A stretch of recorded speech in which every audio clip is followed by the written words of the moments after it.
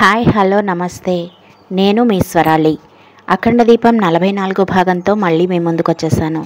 Story కనుక మీకు నచ్చినట్లయితే లైక్ చేయండి, షేర్ చేయండి, నా ఛానల్ని సబ్స్క్రైబ్ చేయండి, అలాగే కామెంట్ చేయడం అస్సలు మర్చిపోకండి. ఇక లేట్ చేయకుండా మనం మన స్టోరీలోకి వెళ్ళిపోదాము. భోజనం చేశారా అని అడిగింది మైథిలి. అప్పుడు కానీ సంతోష్కి ఆకలి గుర్తు రాలేదు. ఇక్కడ నేను తిన్నానో లేదో చూసేవాళ్ళు ఎవరున్నారే, ఇప్పుడే హాస్పిటల్ నుంచి వచ్చాము, ఇక తినాలి అని అన్నాడు సంతోష్. అయ్యో సంతోష్ గారు, ఏమైంది? ఎందుకు హాస్పిటల్కి వెళ్ళారు? మీరు బాగానే ఉన్నారు కదా అని కంగారుగా అడిగింది మైథిలి. నాకేమీ కాలేదు, నేను బాగానే ఉన్నాను. తెలిసిన వాళ్ళకి బాగాలేకపోతే వెళ్ళి చూసొచ్చాను అంతే. నువ్వు అనవసరంగా కంగారు పడకు అని చెప్పాడు సంతోష్. సరే కానీ మామయ్య గారితో ఫోన్ మాట్లాడిస్తాను అని చెప్పారు. ఆయన ఎప్పుడు ఎక్కడున్నారు, ఎలా ఉన్నారు, అసలు ఇంట్లో ఎందుకు లేరు అంటూ మళ్ళీ వరుసగా ప్రశ్నలు అడిగింది మైథిలి. స్టాప్ మైథిలి, కాస్త గ్యాప్ ఇవ్వు. నేను నీ దగ్గరకు వచ్చిన తర్వాత అన్ని విషయాలు చెప్తాను, కానీ నువ్వు మాత్రం నాన్న ఎక్కడున్నాడో నీకు తెలిసినట్లుగా ఎవ్వరితో కూడా చెప్పకూడదు, గుర్తుంచుకో. ఇది చాలా సీక్రెట్, నీకు నాకు మాత్రమే తెలుసు, ఇంకెవ్వరికీ తెలియదు.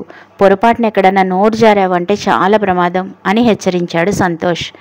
సరే సంతోష్ గారు, నేను ఎవ్వరితో చెప్పను, కానీ మామయ్య గారు ఎక్కడున్నారో ఒకసారి నాతో ఫోన్లో మాట్లాడించండి.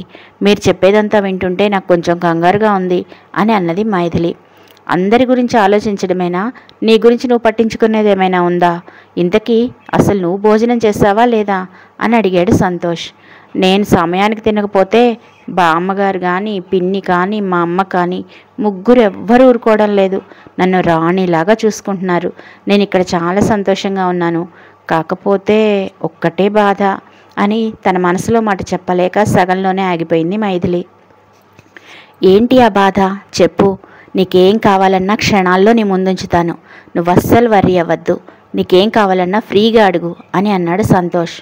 ఒక్కసారి మీరు ఇక్కడికి వచ్చిపోవచ్చు కదా, ఎందుకో బెంగగా అనిపిస్తుంది అని అడగకూడదనుకుంటూనే అడిగింది మైథిలి.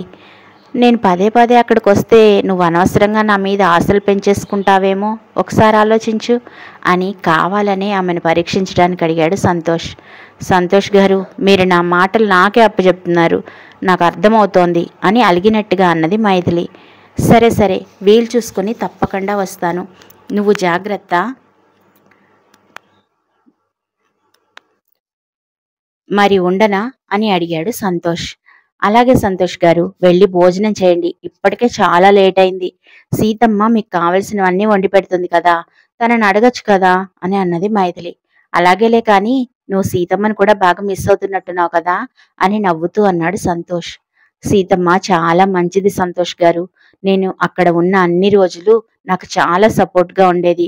నేను బాధపడుతుంటే ఓదార్చేది. నేను ఏమీ తినకుండా పడుకుంటే బతిమిలాడు మరీ తినిపించేది. ఇన్ని రోజులు అక్కడ మా అమ్మ లేని లోటు సీతమ్మ తీర్చింది అని మైథిలి చెప్తూ ఉంటే ఆమె గొంతు జీరపోవడం సంతోష్ గమనించాడు. సంతోష్కి కూడా ఆ మాటలు వింటుంటే చాలా కష్టంగా అనిపించింది.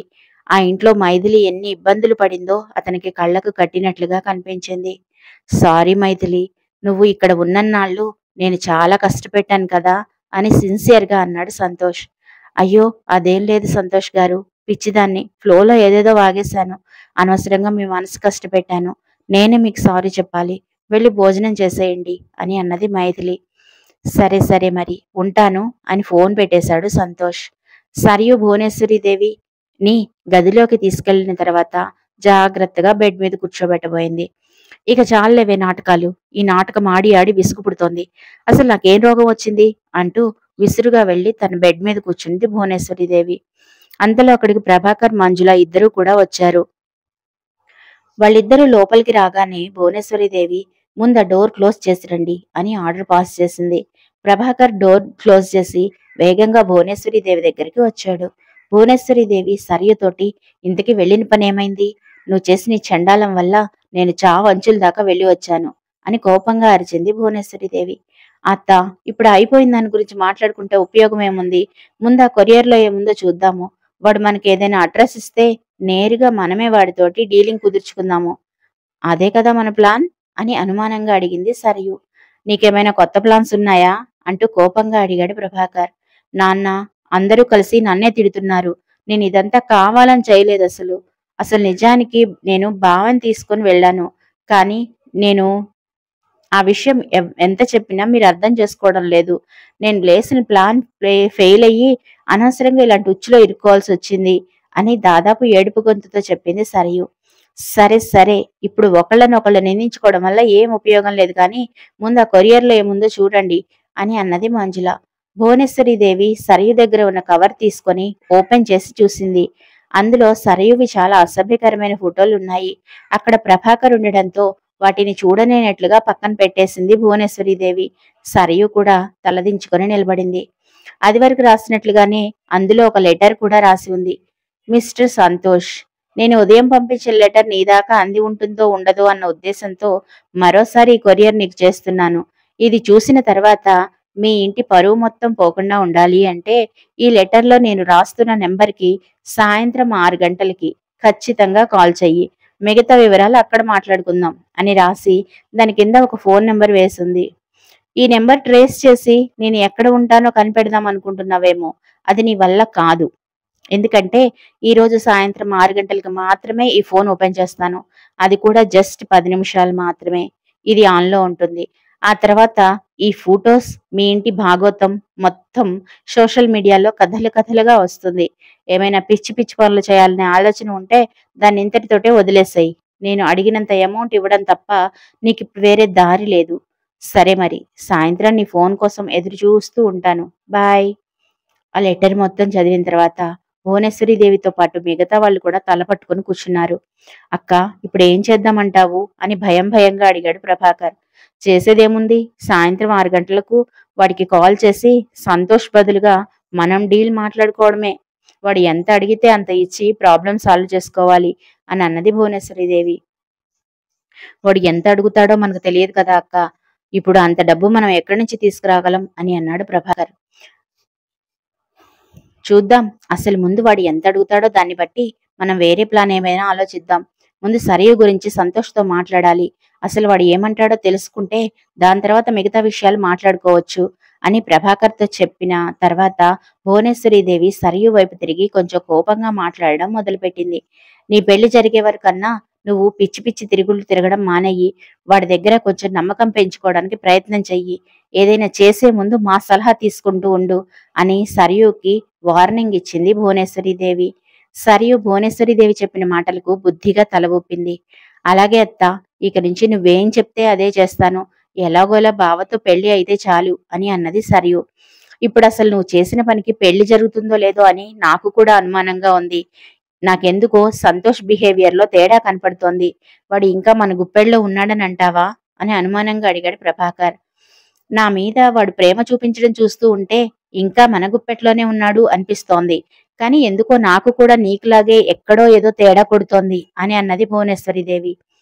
ఈ రోజు మనం సరియు పెళ్లి గురించి ఎలాగైనా వాడితో మాట్లాడతాను కదా, కొంతవరకు క్లారిటీ వస్తుందేమో అని అన్నాడు ప్రభాకర్.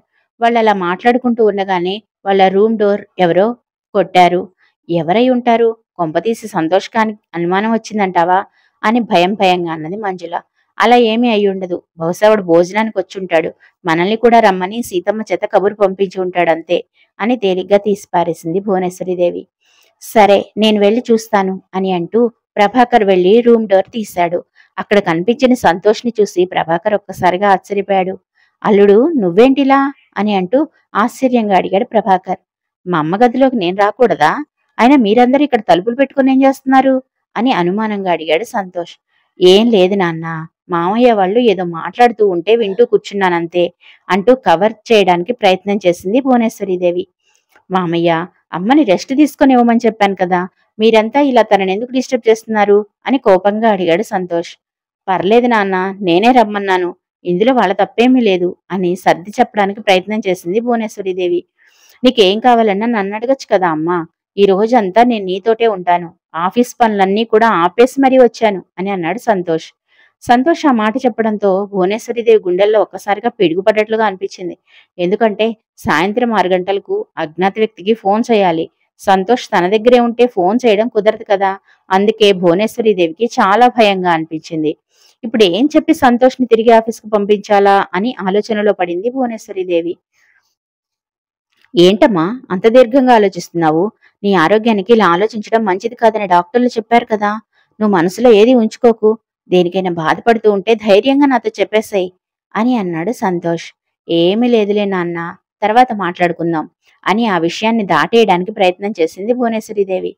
అమ్మా, ఇప్పటికే చాలా ఆలస్యమైంది, భోజనం చేద్దాం పదండి అని భువనేశ్వరీదేవిని పట్టుకుని నెమ్మదిగా నడిపించుకుంటూ డైనింగ్ టేబుల్ దాకా తీసుకొచ్చాడు సంతోష్. తన చేతులతో తనే స్వయంగా అన్ని భువనేశ్వరీదేవికి వడ్డించాడు. ప్లేట్లో పెట్టిన అన్నం కూర కలుపుకొని నోట్లో పెట్టుకోగానే భువనేశ్వరీదేవి ఒక్కసారిగా యాక్థూ అని ఉమ్మేసింది.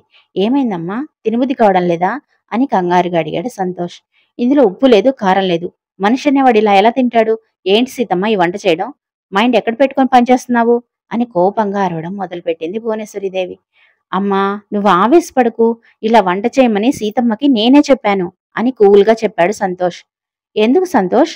అసలు ఈ భోజనం ఎవరైనా తినగలరా అని విసుగ్గా అడిగింది భువనేశ్వరీదేవి. తినాలమ్మా, తప్పదు. నీ ఆరోగ్యం కుదుటపడేదాకా ఒక స్పెషల్ డైటీషియన్ని కూడా మాట్లాడాను. తనే దగ్గరుండి నీకు టైం టు టైం ఇలాంటి భోజనమే పెడుతుంది. నాకు నీ ఆరోగ్యం చాలా ముఖ్యం అని అన్నాడు సంతోష్. వీడి ప్రేమతో చంపేసేలా ఉన్నాడు నన్ను. రోజు ఇలా తినాలి అంటే నిజంగానే చచ్చిపోయేలా ఉన్నాను. భగవంతుడా, నాకేంటి కష్టాలు అని తనలో తనే అనుకుంది భువనేశ్వరీదేవి. కానీ పైకి మాత్రం ఏమీ మాట్లాడకుండా ఉండింది.